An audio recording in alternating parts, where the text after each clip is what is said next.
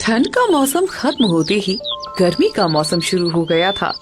दोपहर का वक्त था, तेज धूप पड़ रही थी और वहीं एक गांव वाला रघु प्यास के मारे थका हारा घने जंगलों से गुजर रहा था।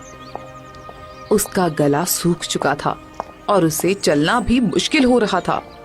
हे राम, आज तो जान ही निकल जाएगी। इतनी प्यास लगी है कि गला सूख गया है। कहीं पानी मिल जाए तो मेरी प्यास बुझ जाती। तभी अचानक उसकी नजर एक झील पर पड़ती है, जिसमें बहुत ही साफ और चंचल पानी चमक रहा होता है। अरे वाह, इतना साफ और सुंदर झील का पानी। ये पानी मुझे मिल जाए तो मेरी प्यास बुझ जाए। चलो जल्दी से पानी पी लेता हूँ, मुझे तो बहुत जोर की प्यास लगी है। फिर रघु झील के पास पहुँचता है। तभी उसकी नजर एक पेड़ के बगल में पड़े एक घायल हिरन पर पड़ती है। अरे ये तो घायल है, लेकिन मैं क्या करूं? वैसे भी इस जंगली जानवर के लिए मैं अपना वक्त खराब क्यों करूं? मुझे तो बहुत जोर की प्यास लगी है। चलो पहले पानी पी लेता हूं। रघु जैसे ही झील से पानी पीने के लिए हाथ डालता है, तभी अचानक उसके हाथों में पानी की जगह सोने चांदी के सिक्के निकलते हैं। अरे ये क्या, मेरे हाथों में सोना चांदी? ये तो जादुई झील है। आज तो मेरी किस्मत खुल गई। अब मैं अमीर बन जाऊंगा और सारा खजाना अपने घर ले जाऊंगा। तभी अचानक तेज रोशनी फैलती है और रघु उसी झील में समा जाता है। तभी एक रहस्यमयी आवाज आती है। तुमने क्या सोचा था? लालच में इस झील को छुओगे और बच जाओगे। वहीं दूसरी तरफ गांव में सभी गांव वाले गर्मी और पानी और लू से परेशान होकर चौपाल पर बैठे होते हैं। अरे क्या करें, हमारे गांव की समस्या तो दिन प्रतिदिन बढ़ती जा रही है। अगर ऐसा ही चलता रहा तो हमारे सभी गांव वाले प्यास से मर जाएंगे। पानी की कमी से हमारे गांव वाले कितने मर गए। हमें कुछ ना कुछ तो कदम जल्द से जल्द उठाना ही पड़ेगा।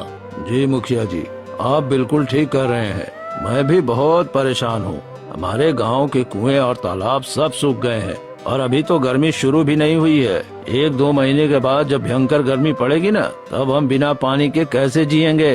अरे हाँ, ये तो बहुत बड़ी समस्या है। हमें साधु महाराज के पास जाना चाहिए, वही हमें कोई उपाय बता सकते हैं। फिर सभी गांव वाले परेशान होकर जंगल के रास्ते साधु महाराज की कुटिया की ओर निकल पड़ते हैं। कुछ देर बाद सभी एक कुटिया के पास पहुंचते हैं, जहां साधु महाराज ध्यान में बैठे होते हैं। आओ, आज पूरे गांव वाले एक साथ आए हो। सब ठीक तो है ना?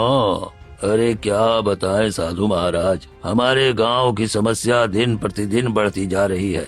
हर साल पानी की समस्या आती है, लेकिन इस साल बहुत जल्दी आ गई है।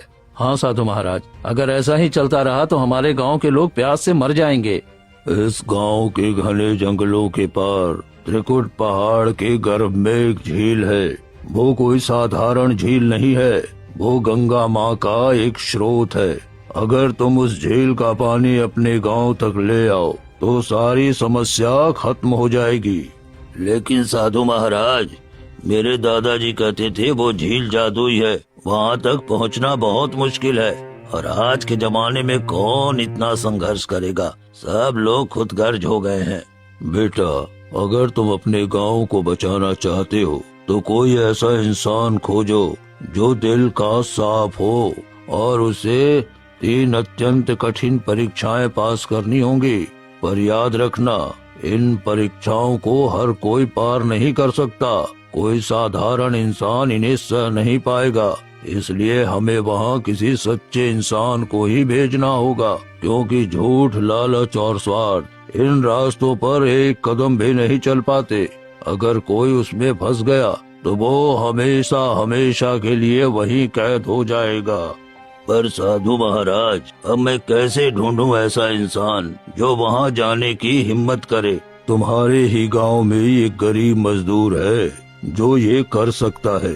अब उसे तुम्हें ही पहचानना होगा।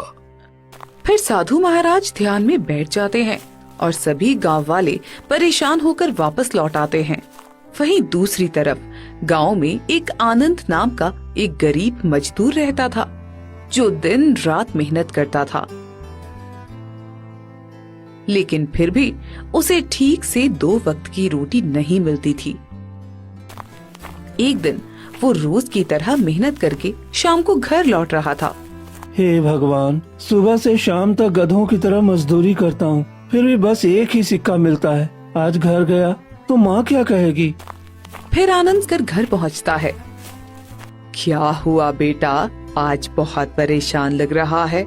माँ, दिन भर मेहनत की, फिर भी सेठ ने बस एक ही सिक्का दिया। कोई बात नहीं बेटा, तू ईमानदारी से कमाता है, यही सबसे बड़ी दौलत है। माँ, मुझे बहुत प्यास लगी है, थोड़ा पानी दे दो। अरे बेटा, आज कुएं पर गई थी, लेकिन वहाँ पानी नहीं था, सारे कुएं सूख रहे हैं।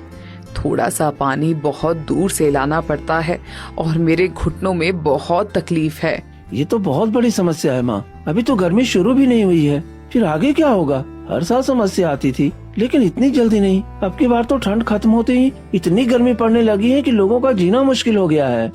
तभी वहाँ मुखिया और बाकी गांव वाले पहुँच जाते हैं। आनंद, इस समस्या का समाधान सिर्फ तुम ही कर सकते हो, इसलिए हम बहुत उम्मीद के साथ तुम्हारे पास आए हैं। क्या हुआ मुखिया जी, आप सब मेरे घर पर एक साथ कैसे? सब ठीक तो है ना? पूरा गांव जानता है कि तुम मेहनती और ईमानदार हो, तुम हर काम पूरी लगन से करते हो, इसलिए हम सब तुम्हारे पास बहुत उम्मीद लेकर आए हैं। हाँ मुखिया जी, बताइए, मैं आप लोगों की क्या मदद कर सकता हूँ? मुखिया आनंद को साधु महाराज की बताई हुई सारी बात समझा देता है। सब कुछ सुनते ही आनंद थोड़ी देर चुप हो जाता है। अरे ये तो बहुत ही मुश्किल काम है, लेकिन ठीक है, ये पूरे गांव की प्यास का सवाल है। मैं ये कठिन परीक्षा जरूर पास करूंगा और उस झील को अपने गांव तक लेकर आऊंगा। हाँ हाँ, क्यों नहीं मुखिया जी, मेरा बेटा तो गांव वालों की मदद जरूर करेगा। इसके पिता भी बहादुर थे, तो ये भी गांव के लिए जरूर करेगा। तभी पीछे से रामलाल वहाँ आ जाता है। मुखिया जी, मैं भी जाऊंगा, मैं भी उस झील को लेकर आऊंगा। रामलाल, तुम ये काम नहीं कर पाओगे, इसलिए तुम मत जाओ। मुखिया जी, आप हमेशा मेरी इज्जत नहीं करते, लेकिन देखना, इस बार वो झील का पानी मैं ही गांव में लेकर आऊंगा। अच्छा ठीक है, अगर तुम खुद को आजमाना चाहते हो तो जाओ, तुम भी जा सकते हो। ठीक है मुखिया जी, मैं आज ही त्रिकुट पहाड़ की ओर निकल पड़ता हूँ। आनंद बेटा, मेरा कलेजा कांप रहा है तुझे इस तरह जाते देखकर। मेरा दिल नहीं कहता कि तुझे जाने दूं, पर आज मैं तुझे रोक नहीं सकती। अगर गांव को बचाने के लिए मेरे बेटे को खतरों से लड़ना पड़े तो लड़ जाना बेटा। भगवान तुझे हिम्मत दे बेटा। माँ, मुझे डर तो लग रहा है, पर इस डर से बड़ा है अपने गांव के लिए कुछ कर गुजरने का फर्ज। अगर आज मैं पीछे हट गया तो सारी जिंदगी खुद से नजरें नहीं मिला पाऊंगा। तुमने ही तो सिखाया है ना माँ कि सच्चाई का रास्ता मुश्किल होता है, पर वही सही होता है। मैं वादा करता हूँ, चाहे रास्ता कितना भी कठिन हो, मैं अपना फर्ज निभाऊंगा। फिर आनंद और रामलाल दोनों सफर पर निकल पड़ते हैं।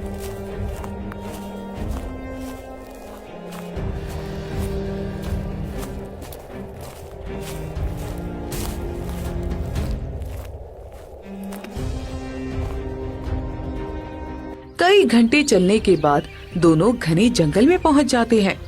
अरे आनंद, बहुत वक्त हो गया है, चलो थोड़ा आराम कर लेते हैं, फिर आगे बढ़ेंगे।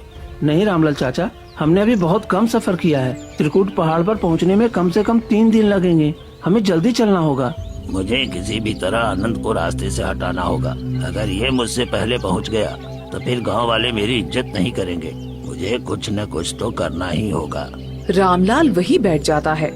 आनंद, अब मुझसे चला नहीं जाता, थोड़ी देर रुक जाते हैं। अरे थोड़ा आगे चल लेते हैं, फिर आराम करेंगे। आगे शायद कहीं पानी मिल जाए, बहुत प्यास भी लगी है।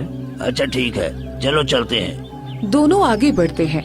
थोड़ी दूर जाने के बाद उन्हें एक बहुत बड़ा झील दिखाई देता है, जिसमें साफ और चमकता हुआ पानी होता है। अरे आनंद, देखो कितना बड़ा झील है और कितना साफ पानी है। क्यों न हम यही पानी गांव में ले जाएं? मुझे नहीं लगता कि हमें और दूर जाना चाहिए। नहीं, ये सही नहीं है। हमारे गांव के पास जंगल में कोई झील नहीं है, फिर ये अचानक यहाँ कैसे आ सकता है? छोड़ो ये सब, सबसे पहले पानी पी लेते हैं, फिर सोचेंगे। तुम जाओ, मैं यही इंतजार करता हूँ तुम्हारा। फिर रामलाल झील के पास जाता है और वहाँ उसे एक घायल हिरण दिखाई देता है। अरे, यहाँ तो एक घायल हिरण है, लेकिन मुझे क्या, मुझे तो पानी पीना है। रामलाल जैसे ही झील में हाथ डालता है, उसके हाथ में सोने चांदी आ जाते हैं। अरे ये तो सच में धनी बनने का मौका है। अब मुझे गाँव वालों की क्या परवाह, मैं सारा खजाना लेकर लौट जाऊंगा और आराम की जिंदगी जीऊंगा और इस आनंद को यहीं मारकर फेंक दूंगा और गांव वाले समझ भी नहीं पाएंगे। मैं गांव वालों को झूठ बोल दूंगा कि आनंद लालच में सोने चांदी के चक्कर में पहाड़ से गिरकर मर गया। हाँ, यही सही रहेगा। रामलाल लालच में आकर झील से खजाना निकालने लगता है। तभी अचानक तेज रोशनी फैलती है और रामलाल झील के अंदर समा जाता है। वहीं दूसरी तरफ आनंद अकेला इंतजार करता रहता है। इतनी देर हो गई और रामलाल चाचा अभी तक क्यों नहीं आए? मुझे जाकर देखना चाहिए। आनंद झील की ओर बढ़ता है। वहाँ पहुंचकर देखता है कि वहाँ कोई नहीं है। ये क्या, अभी तो रामलाल चाचा यहीं आए थे, फिर वो गए कहाँ? कहीं झील में तो नहीं गिर गए? आनंद आगे बढ़ता है कि तभी उसे वही घायल हिरण दिखाई